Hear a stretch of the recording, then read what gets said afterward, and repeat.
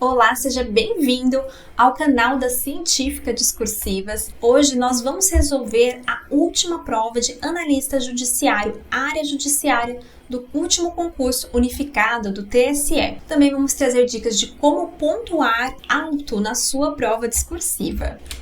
Dicas rápidas para gabaritar a discursiva.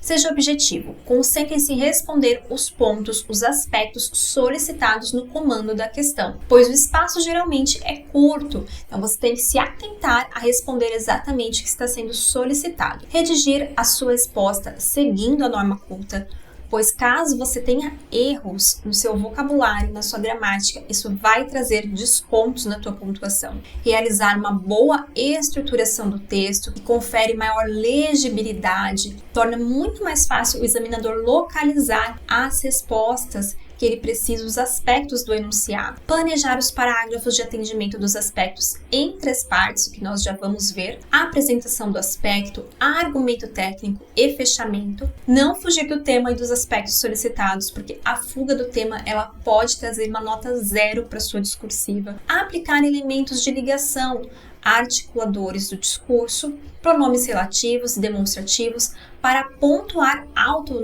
no critério de coesão e coerência. Respeitar a estrutura do texto, as margens, realizar a translineação e parágrafos.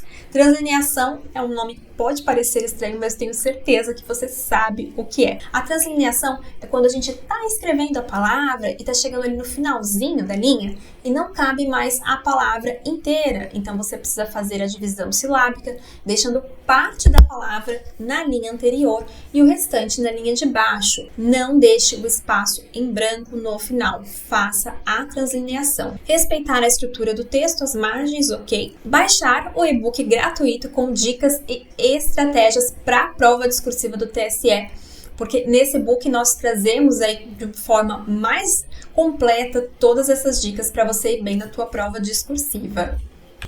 Aqui nós temos a estrutura de um estudo de caso, que foi o tipo que foi cobrado na última questão do TSE que nós já vamos ver. Nós vamos começar sempre o estudo de caso com uma introdução que vai trazer um resumo da situação hipotética que foi trazida no enunciado. Então, nós vamos utilizar cada um dos parágrafos para desenvolver os aspectos solicitados no enunciado. E aí, dentro desse desenvolvimento, nós vamos fazer sempre a apresentação do aspecto. Isso precisa ficar muito claro para o examinador bater o olho no seu texto e já saber o que você está respondendo naquele parágrafo.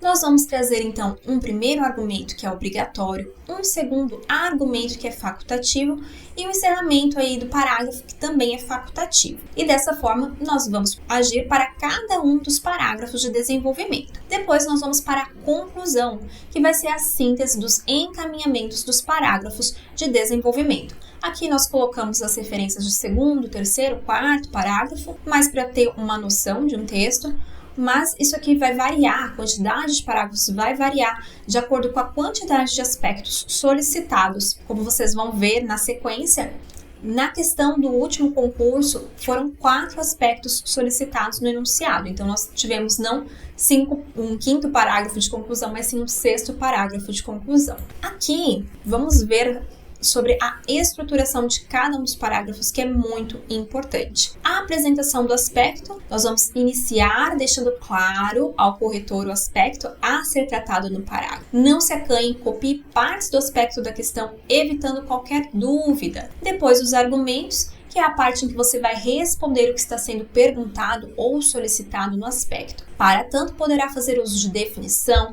explicação, exemplificações, citações. Nesse contexto, as estratégias de ampliação do aspecto serão denominadas argumentos. Pelo menos um argumento tem que ser apresentado. O encerramento do parágrafo, ele não é necessário. E eu nem recomendo que você faça porque, devido à quantidade limitada de linhas, isso aqui pode lhe custar um espaço precioso que você teria que utilizar para elaborar outros argumentos. Os elementos de ligação são os articuladores do discurso, os pronomes relativos e demonstrativos são essenciais para dar aí uma melhor legibilidade para o seu texto e para que você tenha uma boa pontuação também em coesão e coerência. Aqui eu tenho um exemplo da estruturação de um parágrafo. Aspecto hipoteticamente cobrado no enunciado. O que é o poder de polícia? Para garantir o cumprimento de suas funções, o Estado dispõe de poderes, entre os quais pode ser destacado o poder de polícia. Este, na doutrina consolidada, é entendido como a faculdade que a administração pública possui de limitar o exercício dos direitos individuais em benefício do interesse público, da segurança e do bem-estar social. Ele é expresso por meio de regulamentações, autorizações, licenças e pode chegar até ações repressivas ou sancionatórias. Prova discursiva. Nesta prova, que vale 10 pontos, faça o que se pede, usando os espaços indicados no presente caderno para rascunho. Em seguida, transcreva o texto para a folha de texto definitivo da prova discursiva nos locais apropriados, pois não será avaliado fragmento de texto escrito em local indevido. E aqui vale a pena até dar uma dica já para você ficar muito atento em qual espaço é o espaço de rascunho e qual espaço é o do texto definitivo. E eu sei que agora pode parecer até uma dica boba, mas na hora da prova, com todo o nervosismo, essas coisas tendem a acontecer. Qualquer fragmento de texto, além da extensão máxima de 80 linhas, será desconsiderado.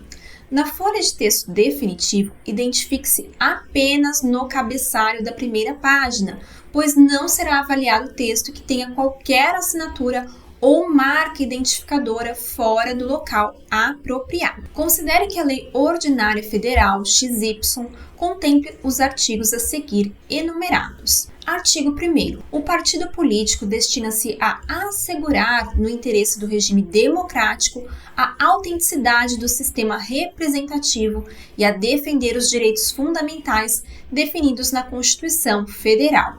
Artigo 2º. É livre a criação, fusão, incorporação e extinção de partidos políticos cujos programas respeitem a soberania nacional, o regime democrático, o pluripartidarismo e os direitos fundamentais da pessoa humana. Artigo 3º. É assegurado ao partido político autonomia para definir sua estrutura interna, organização e funcionamento. Artigo 4º. A ação do partido tem caráter nacional e é exercida de acordo com seu estatuto e programa, sem subordinação a entidades ou governos estrangeiros.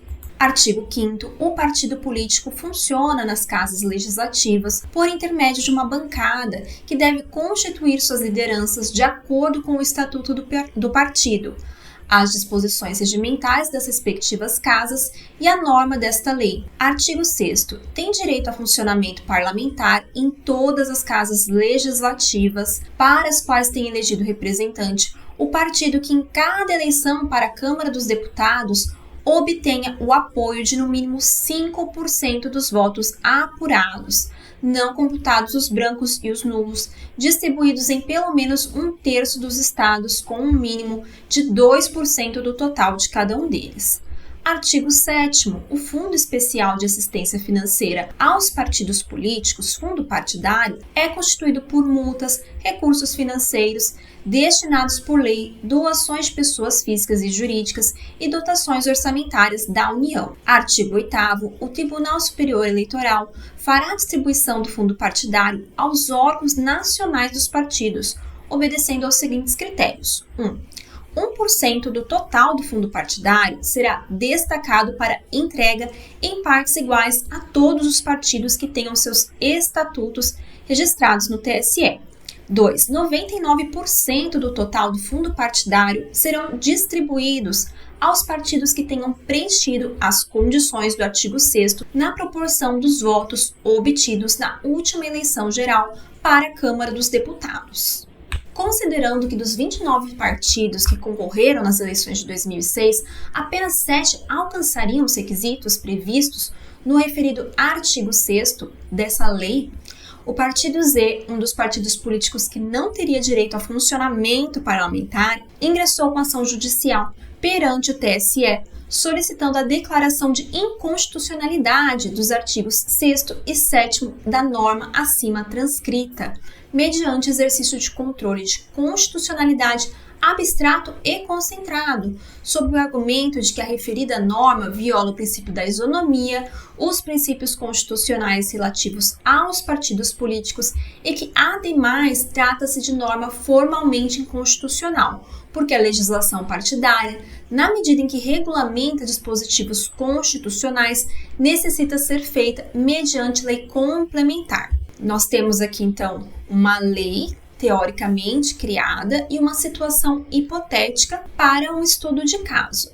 Em face da situação hipotética descrita, redija um texto dissertativo que avalie a correção dos argumentos aduzidos pelo partido Z e a viabilidade jurídica da declaração de inconstitucionalidade pedida. Em seu texto, analise necessariamente. Então, aqui ele já trouxe quais tópicos frasais deverão ser abordados no texto. A possibilidade do TSE realizar controle abstrato e concentrado de constitucionalidade das leis em matéria eleitoral. A necessidade de lei complementar para regular a matéria em apreço, a compatibilidade entre o artigo 6º da Lei XY e os princípios constitucionais relativos a partidos políticos, a compatibilidade entre o artigo 7º da lei e o princípio da isonomia.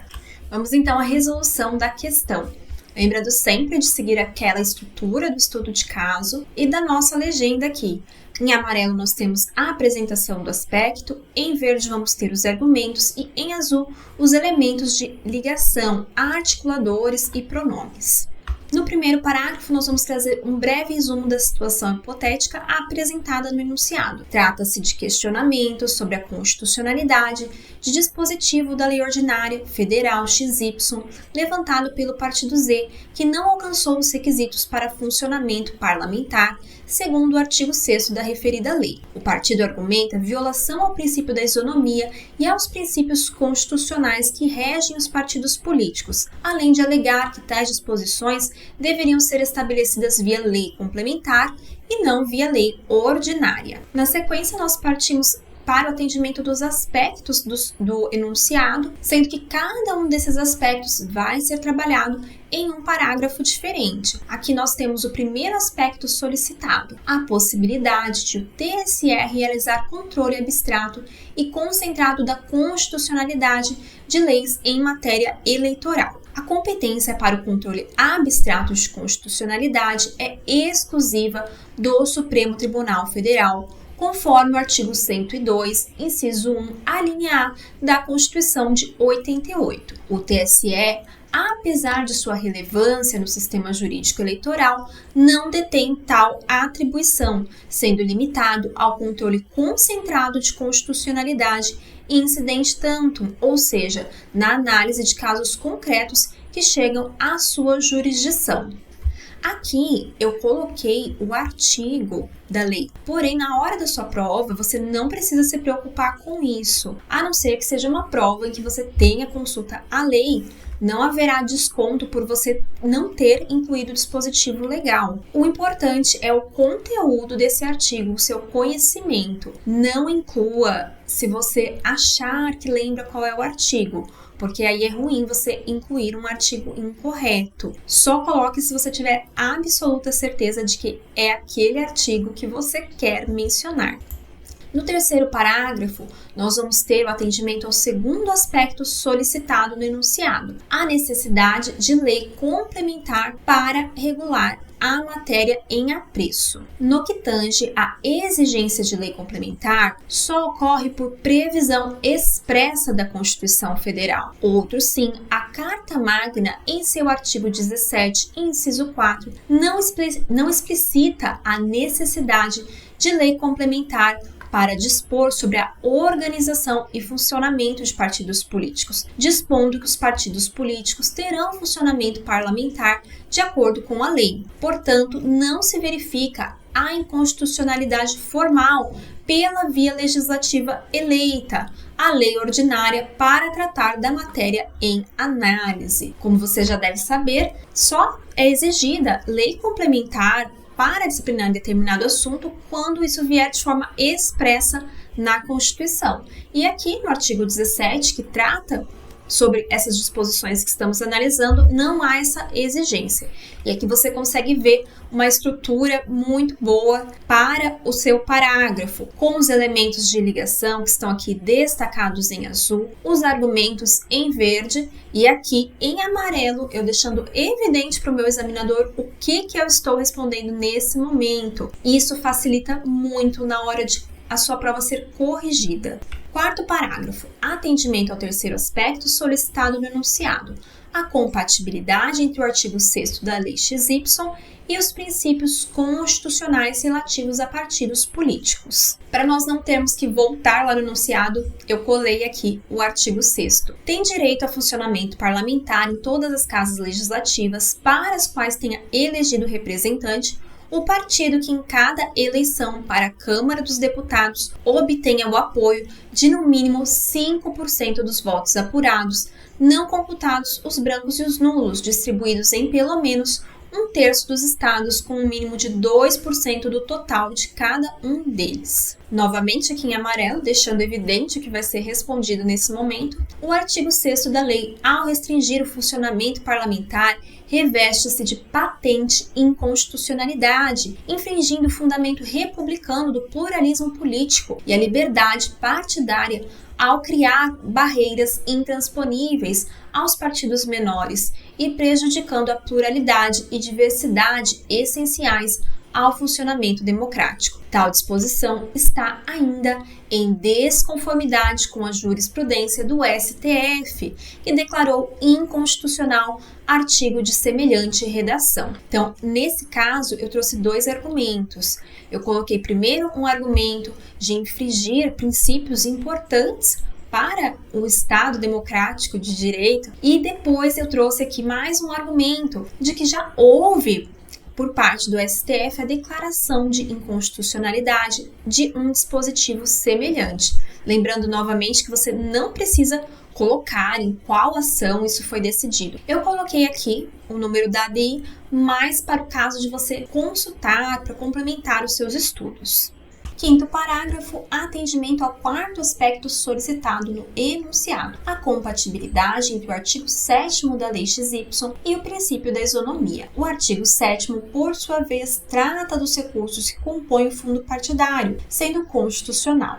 A distribuição, prevista no artigo 8º, seguindo cláusula de desempenho, foi considerada inconstitucional pelo STF no bojo da reforma eleitoral de 2006. O tema foi, contudo, revisado com a reforma eleitoral de 2018, passando o tribunal a considerar constitucional a cláusula de desempenho.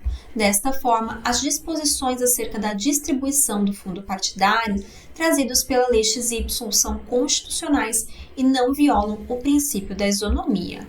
Para a conclusão, nós vamos trazer a síntese dos encaminhamentos do desenvolvimento. Em suma, cabe ao Tribunal Superior Eleitoral exercer o controle abstrato de constitucionalidade, enquanto o controle concentrado é de competência exclusiva do Supremo Tribunal Federal. No tocante às alegações do Partido Z, observa-se ausência de inconstitucionalidade formal, tendo em vista que a Constituição Federal não prescreve a necessidade de lei complementar para a regulamentação das matérias tratadas na Lei XY.